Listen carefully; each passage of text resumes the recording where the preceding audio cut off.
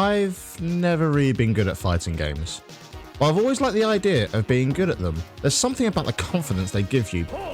Yes, come on! Before immediately humbling you.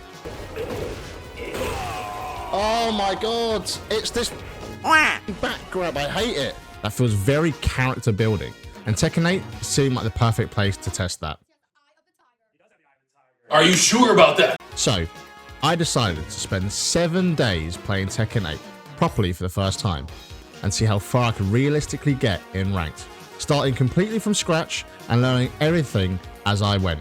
To make things more interesting and significantly more painful, I added a rule early on. You naughty. Instead of picking the strongest motherfucker around, I'll be using what is considered the worst character in the game. I'm going to say, let's pull up a video, watch it together, see what the tier list says, and then we can just go off that. So, Tekken 8 tier list. I won't watch the whole video, I'm just going to skip to the end. Okay, let's go with this by our good friend Boogard MG. Okay, so it looks like these bottom here is what we're going to go for. So we've got lady with flower on head, lady with scarf, lady from Waikiki, I have no idea, scary man with headband, and devil Jin. So we're going to pick only one of these 5. We'll run it for the whole series and see how we get on. After watching this tier list video from someone who sounded confident enough to be trusted, the answer became pretty clear. Get ready for the next battle. Tekken 8. Fuckum rum. Him. He looks good. Oh, I wish I could have him. Guys, how much does he cost? Do I just buy him? There was one small complication. He was a paid character. He looks cool. I want to try him. Where is he? £6.49. Do I? £6.50. £6.50. Which is an impressive amount of money to spend purely to make your own experience harder. Considering I literally just bought this game. But I digress. We decided to go ahead.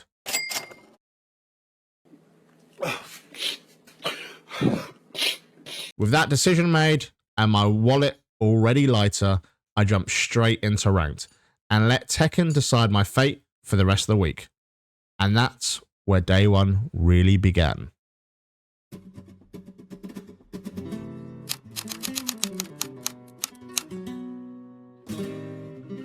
My first rank ended up being against Hwarang, this Korean guy.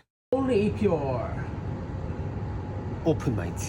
And it becomes very obvious, very quickly, that I've stepped into something I fully do not understand yet. Because before I've even worked out which buttons feel comfortable, I'm already getting clipped by kicks I didn't see coming. Here we go. That's fine.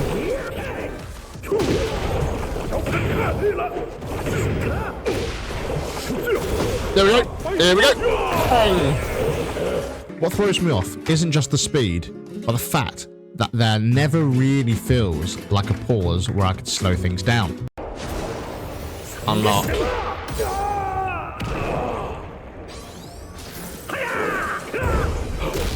Here we go. What?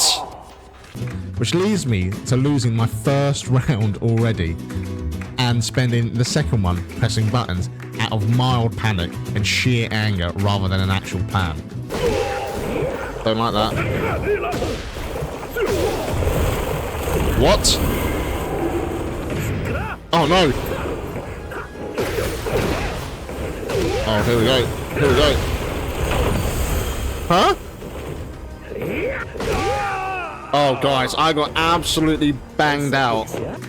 It doesn't work, and I lose my very first ranked match in a way that feels confusing rather than dramatic, which is probably the worst way to start.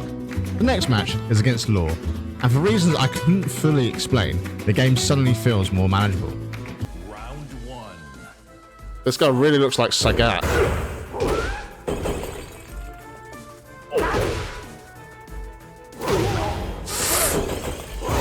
I land a heat art that I didn't deliberately set up. That happens to work, and realize halfway through the round that I might actually win this. Here we go. Let's go, please. Is that enough? Good lord. Oh, come on, what a finisher! That feeling carries over to the next round, and then the next, until I've somehow walked away with a 3-0 win. That feels more surprising than satisfying. We go for the rematch, and nothing really changes, which results in another clean win, more points to me, and a confidence boost that probably arrives far earlier than it should. Hey. Okay, we're on fighter now. Okay. Ranking up fine. Going straight in. When Jun comes up next, I start to understand why people enjoy this game so much, because Fukumram's kit finally begins to make sense, and I can see how his range and damage are meant to work together. I'm learning, becoming one with Fukumram. The jump and kick feels strong, and for the first time that day, I'm thinking less about the buttons to press and more about what I'm actually trying to do. I win again. At this point, I start to feel very comfortable. This is where danger begins. Enjoy that! That comfort disappears the moment I realise I've been playing on the special style controls, turned on the entire time, which explains why things felt easier earlier on. It becomes pretty clear that if I'm serious about learning the game, I need to turn that bad boy off, even though part of me already knows that things are about to get harder. So, I turn it off. Special style. I don't wanna play with that. I'm gonna see if I can turn off special style, because I feel like that's just cheat code. We'll remove that. No special style ever. You sure about that? Running into another law straight after switching control styles is a sharp reminder on how much assistance I've been relying on. Because everything now feels slower and far more deliberate, and every mistake carries more weight. I can still function in the match, but I'm thinking constantly, and that mental load alone makes the game feel far more demanding than it did a few minutes earlier. Oh no. Oh no. I think once you get hit in the air, you're pretty much screwed.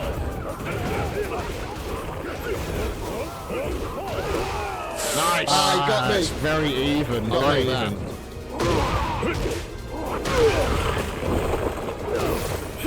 Okay, I'm not a big fan of this guy, to be fair. Without his special... Oh, guys, without his, without that special... What's it called? Special... style. Get ready for the next Without that special style, I'm struggling hard. Okay. We end up losing, and this was painstaking. It seems like Bruce Lee kicked my ass.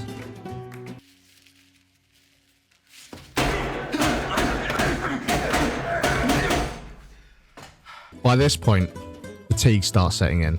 And rather than stepping away like a good little boy, I make the questionable decision to turn special style back on, telling myself it's just to steady things. Deep down, I know it's because I'm tired and rubbish, and don't be disappointed in me, Daddy. That decision doesn't last long, because I run into Mary Zoe, and get completely overwhelmed by combos that leave me watching my own character more than controlling him.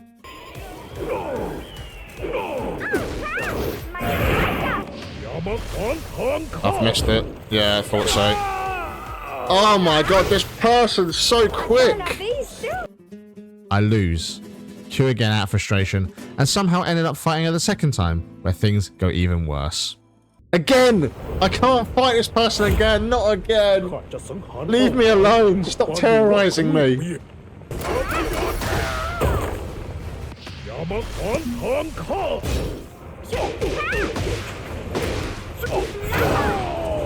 Oh guys, I'm not playing against this woman, no. After roughly an hour and a half, day one comes to an end. 16 matches played, 7 wins, and a very clear understanding that this challenge is going to demand more patience than I originally planned for.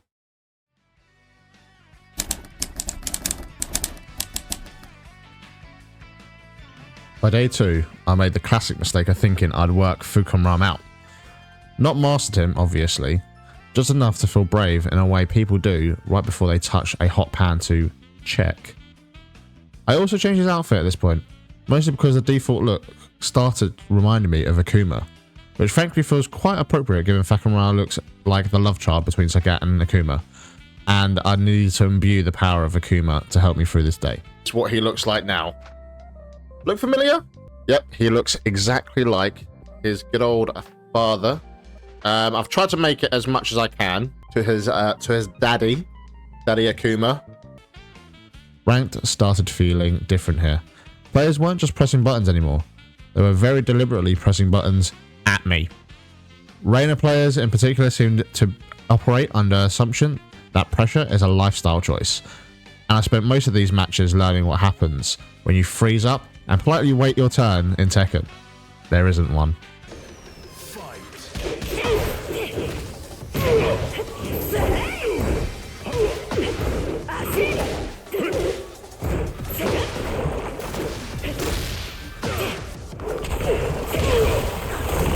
Man, I'm just getting pressured. The pressure's crazy from this person here. Oh, I'm finished. And what is this? Again? Really? Damn. They really want that dub. Some games went well, and that was almost worse. Winning a match without really understanding why gave me enough confidence to queue again immediately, which is how I kept running headfirst into Lars, King, and anyone else who specializes in turning mild optimism into a learning experience. Panicked. I like it. By the end of day 3, I wasn't climbing so much as oscillating, but something has shifted. I was starting to recognize patterns, starting to block with intention, and crucially starting to understand exactly how little Tekken cares about your feelings.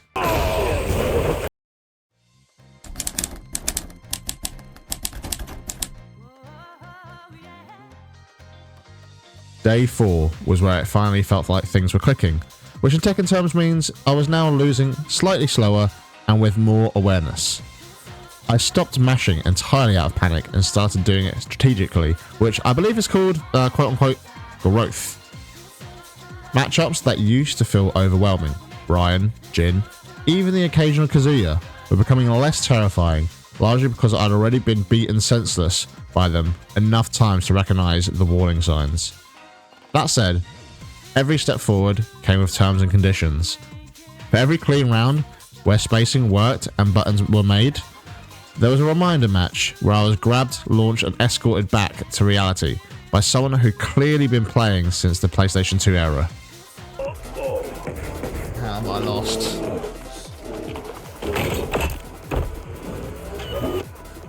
Let's go again, let's go again. It's got a robot fish as well.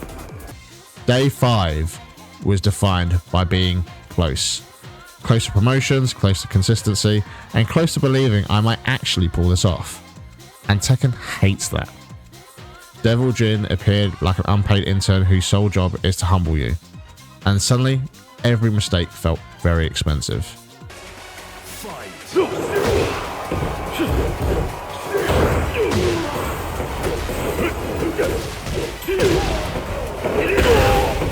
Oh no. Oh no.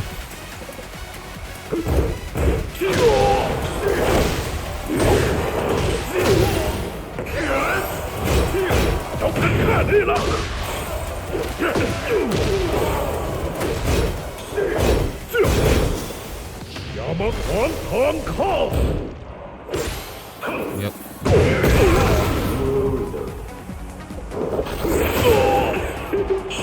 Huh? I ended this stretch hovering just below where I wanted to be. Better than before, more knowledgeable, and painfully aware that improvement doesn't mean safety.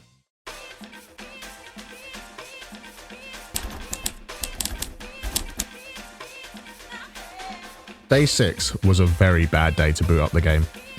Nothing catastrophic happened, which somehow made it worse. I'd win one, lose two, win another, then immediately undo it with a match where I forgot how blocking works entirely. This was Tilt without the courtesy of drama. No. Oh my god, guys, I'm so sorry. I'm playing really bad today. Day 6 is not easy. Mechanically, I was playing better than I ever had. Mentally, I was absolutely on the central line in August. Overheated, irritated, and fully aware that the infrastructure was not designed to support this many emotions at once.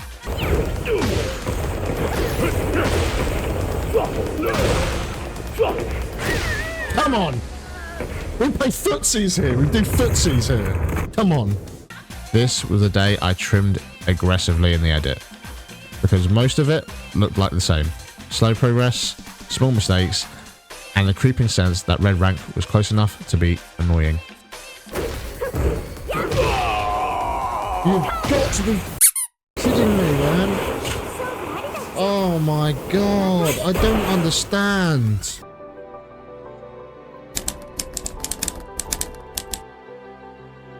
By the final day, I wasn't chasing improvement anymore. I just wanted composure.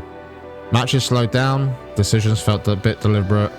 I wasn't reacting so much as anticipating, and for the first time this week, I trusted myself not to press something stupid just because I could. Grabbed at the same time. Fine.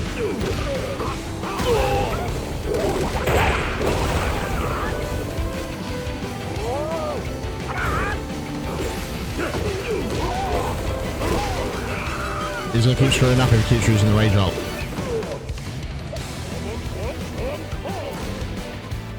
That's another dub. Another match win. Good.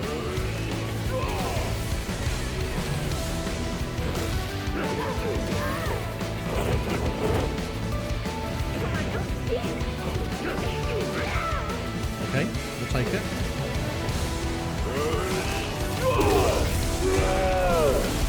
And because they're above me, I think I get more points. Come on.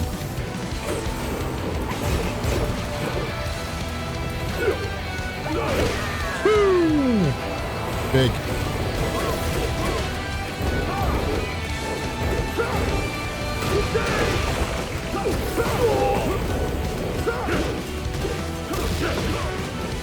Come on, come on. We won. We won this one. Lovely, lovely, lovely. I think that's best out of 3, right?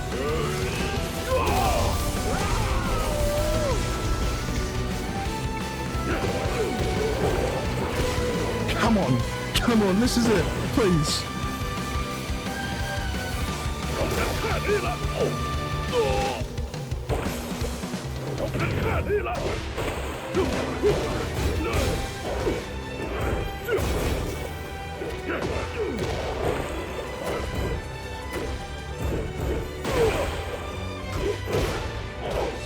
Trying to protect myself off the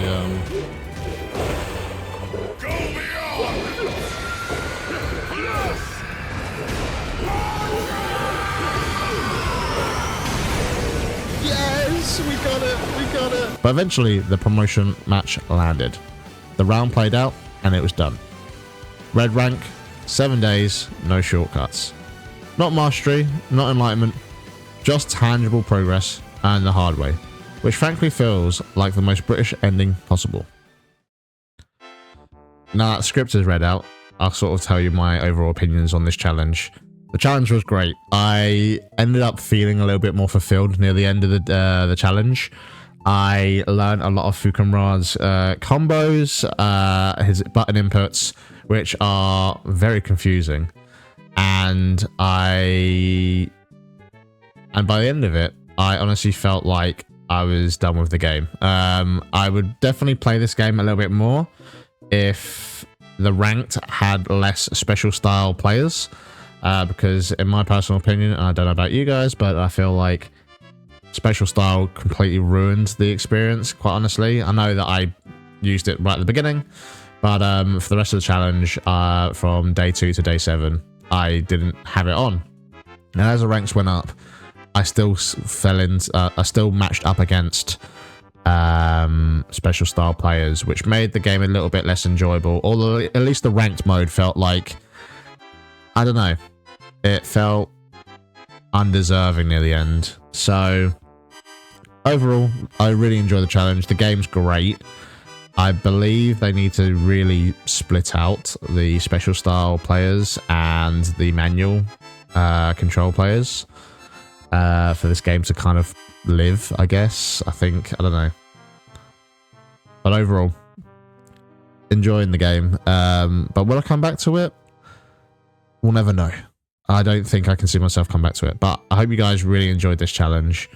And I'm excited for the next video to cook up. But yeah, if you enjoyed this challenge and these sort of videos, let me know. Please drop a sub, drop a like. If you like these, obviously don't have to do it now. But if you like these kind of things, I'm going to try and do more challenges as the year goes on. But that has been me. I hope you guys enjoyed the rest of your day, and I'll see you soon. Bye.